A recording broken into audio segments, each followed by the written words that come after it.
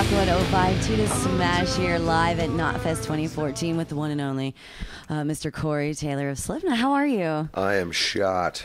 Last night was insane. Well, I was going to bring that up. It was insane. It was freaking awesome. It was good. Well, good. I mean, at least the pain was worth it. Pain?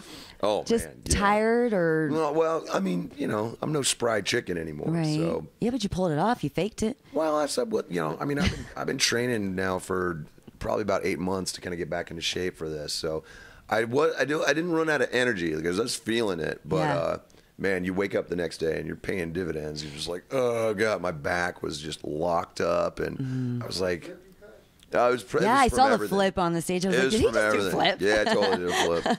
Was that planned, or was that just like the adrenaline? You know, it just spur of the moment. You know, like you feeling it, and you're like, screw it. You know, I'll feel it later. And God, I did, man. I'm not kidding. So, what kind of training do you do to get into shape for a tour? I do 30 to 40 minutes of cardio, 6 days a week.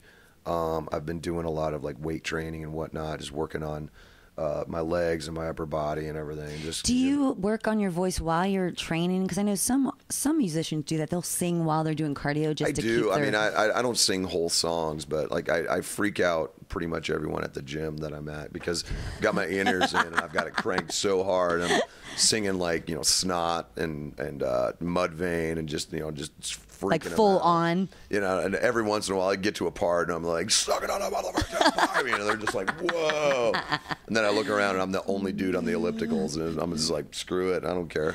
And you're on the elliptical, which is kind of funny. Oh, yeah. That's cute. I have to ask you, last night you kept pulling on your mask. Your new mask, by the way. Yes. Well, let me ask you this. So your new mask, is it because the dreads on your old mask kept poking you in the eye? Because I read somewhere or saw somewhere that it was like hurting you. Yeah. No, I have scar tissue on my retinas from the dreads whipping back. Yeah. That's not why I changed it up, though. I wanted to change my mask with every album. And with this one, unfortunately, I put the straps up a little too high, so I started sweating, and the damn thing almost flew off on me, like on stage. I had to kind of pull it back down. But then, because it was really loose, the jaw was kind of jutting out. I couldn't get the mic. Yeah, I saw you kept pulling it down. So I've made the proper adjustments today, and it should not be an issue for tonight's show. Everybody on Twitter was like, "What's going on with your mask?" Oh, so like, everybody else noticed? Because like, I don't know. I guess I just noticed. But I mean, we got through it. You know, I mean, what are you gonna do? You gonna throw a fit? Throw the mic down? It's called and be like, live. It's called a live show. Exactly. You know what I mean? Suck it up and do your show. That was the only thing that went wrong last night, which I don't know. It seemed to go off flawless. Everything other than great. That, yeah, man. I mean, other than that, and then even that was just so minimal that you're not going to let it kind of shit on your parade or whatever. I mean, it felt good. It felt really good, and the audience obviously was really digging. Does that blow your mind still to this day? Like when you came out with Custard and they freaking knew every word. I know, right? Does that blow your mind? Especially starting it the way because we had kind of practiced that as a this might be cool. Wasn't sure if we were going to do it that way, but then I was like, screw it, let's see what happens. So we were able to kind of start it, and as soon as I did the like the whole front row, they were like. It was so righteous, man.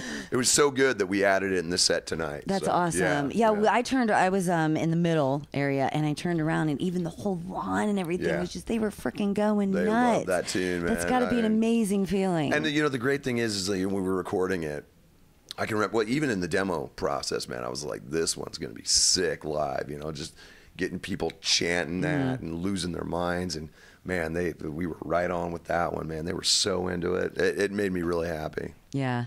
Well, I mean, congratulations on your album. Not even a week out yet, and I think The Devil and I haven't checked, Mark, is it hit #1 yet? I know it was very close. Oh, well, I mean, you can't hate on that. We're going to be #1, and you can shut your fucking mouth. I will set fire to your fucking shoes. You understand me? I'm not worried about that, man. I mean, first of all, the only reason why I bring this up is because it's only been out less than a week. It's crazy. Yeah. I mean, it's insane. I'm like, Rock's dead, Mr. Simmons. Yeah, why don't you shut your mouth? I have to. Good Lord. I have to bring that up with your quote. What was it that you? I don't want to screw this up because it was epic. If Rock is dead, then it's a zombie smacking people in the face. No, like in the mouth. Yeah. It's true. I mean, and nothing against Gene. I understand what he was trying to say. His way of making albums and making music and getting things out there is dead. But you just kind of have to roll with the technology. You have to rise with the times. Right. You have to learn to use those to your advantage. Exactly. You can't just sit back and just kind of do, you know, album tour.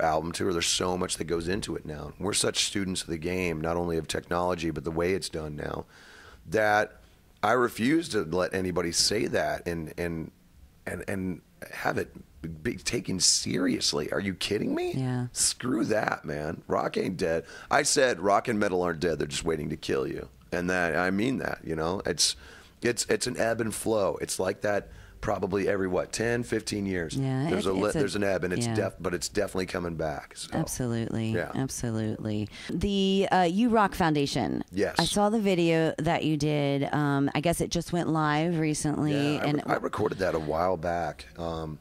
And then they just posted it, and the reaction's been fantastic. So I'm happy, you know. I mean, people have really responded to it. Well, talk about the whole premise of the foundation, because it's new for everybody that doesn't know. Yeah. The video is heart-wrenching. It really is.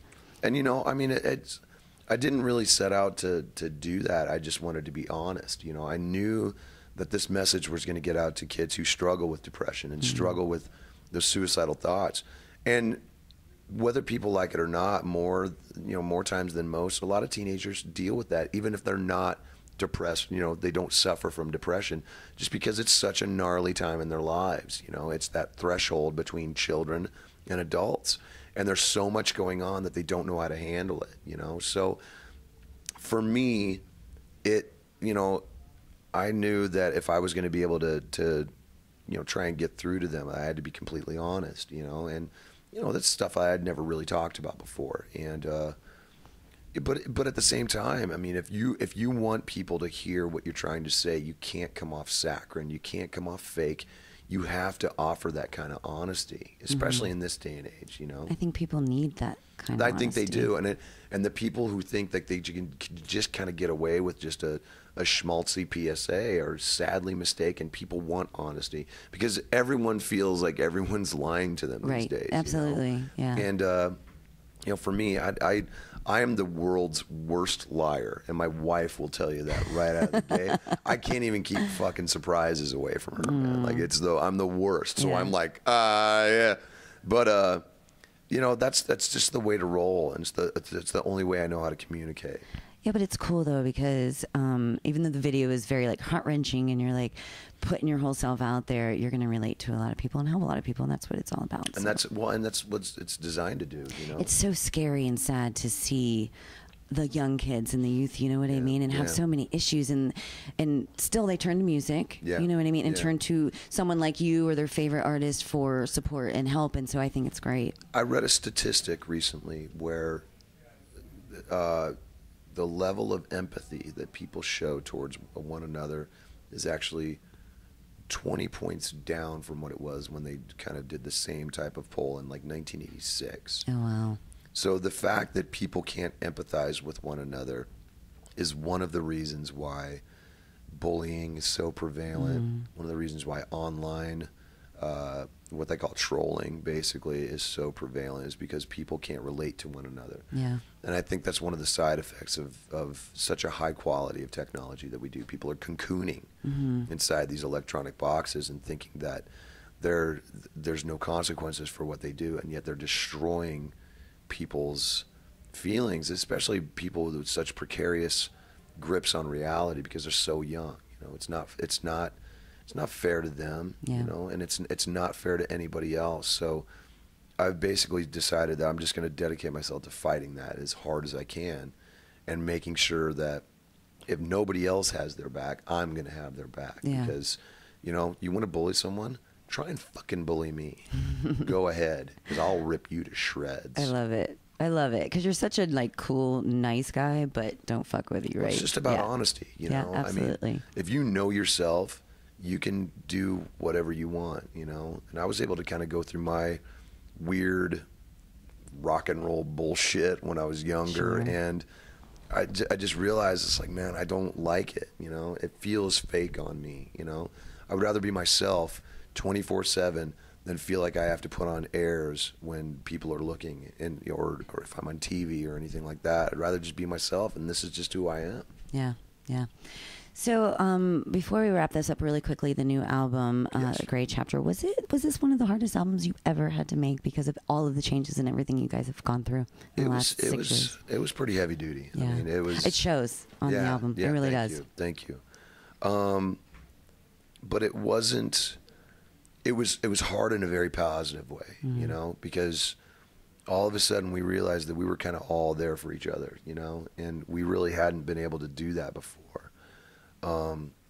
So we started talking in the studio and talking about what we'd kind of gone through, and I started kind of telling people what the lyrics were about, and that they really responded to it. And before you knew it, I mean, we were pouring this heavy emotional stuff onto tape or into Pro Tools, but then we would feel so much lighter, you know, like, and to the point where when we listened back to it, we were just like, we were demolished, but it felt so good, you know. Almost like a closure to exactly. move on. I mean, yeah. it was such a catharsis that, you know, anybody who's ever gone through something like this can understand that there are so many different levels to the grieving process that you have to go through. And sometimes it's not the same feeling from day to day. You know, you go through all of these different... It's a roller coaster. Oh, yeah, exactly. So I think the fact that we were able to capture that on this album and really tell the story of what we had been through in the last 4 years, I mean, I'm proud of my guys. Yeah, well, you should be. It's a great album, and you could definitely, I mean, just listening to it, it's like, man, like almost feel the emotion. You know what I mean? It's a great album. So congratulations once again. Much. So, thank you again for taking some time to sit down and talk to us. And looking forward to the set tonight. Oh yeah. Are you going? You didn't do the Devil and I yesterday, so I'm assuming you're going